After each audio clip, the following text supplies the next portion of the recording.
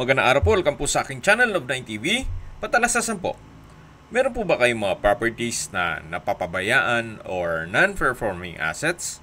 Plan nyo yung ibenta, pero wala kayong oras sa pagbenta nito. Kung ito'y pagkakatiwala nyo po sa amin, tawag lang po kayo sa aking numero, usap po tayo, gawan ko po ng video for free. Yes, libre po, wala po kayong babayaran. Tutulungan pa namin kayong mabenta ang inyong property. Kami na po bala sa marketing, sa boosting or paid ads.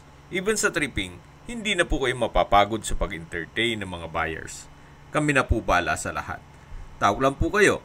Nandito po tayo ngayon sa State Land, General Trias, Cavite, kung saan meron po tayong bagong video presentation. Isang residential farm property na may lot area na 770 square meters. Ito po'y titulado, buhay po ang may-ari, kaya wala po kayong maging problema sa documentation o sa transfer ng title. May access na rin po dito sa area ng tubig, kuryente at internet provider. Marami din pong mga fruit-bearing trees dito sa loob.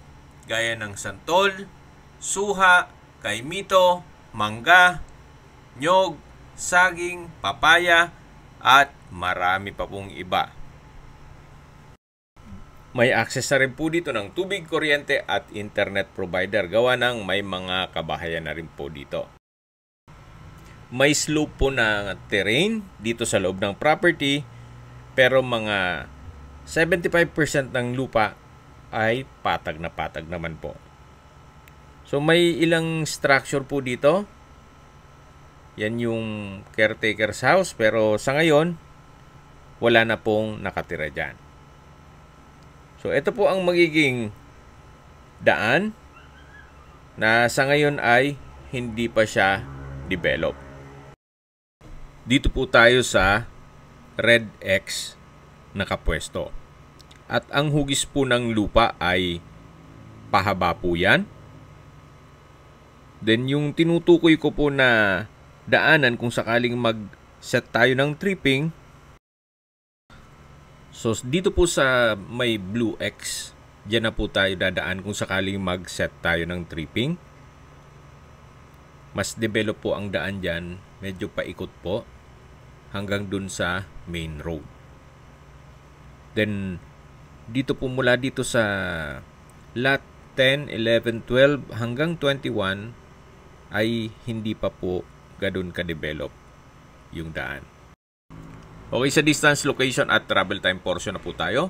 Mula po sa Manggahan, General Trias, Cavite, o sa Governor's Drive kung saan kompleto na po doon gaya ng DB Mart, Pure Gold, Walter Mart,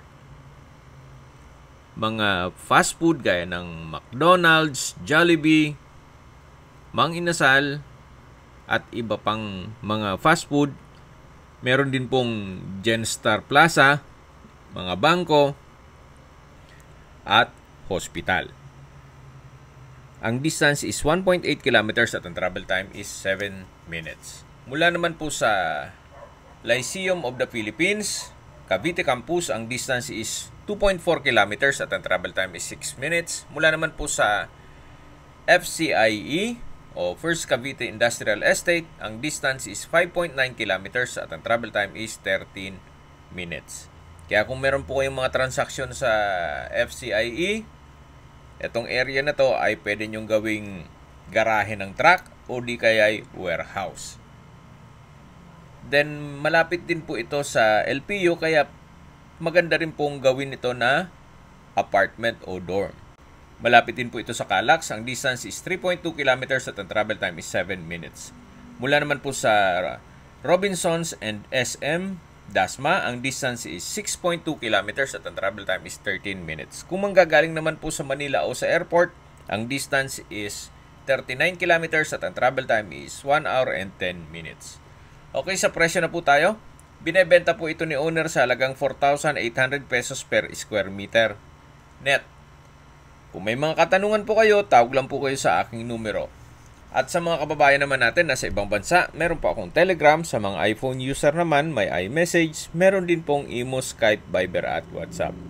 Same number lang po, 0917-316-3399. Sa mga nagtatanong naman po ng aming Facebook, meron po kaming Facebook page na Love9 TV at Facebook Reel Video. Meron din pong TikTok at Instagram.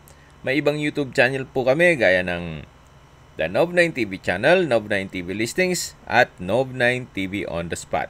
Real talk, real fast.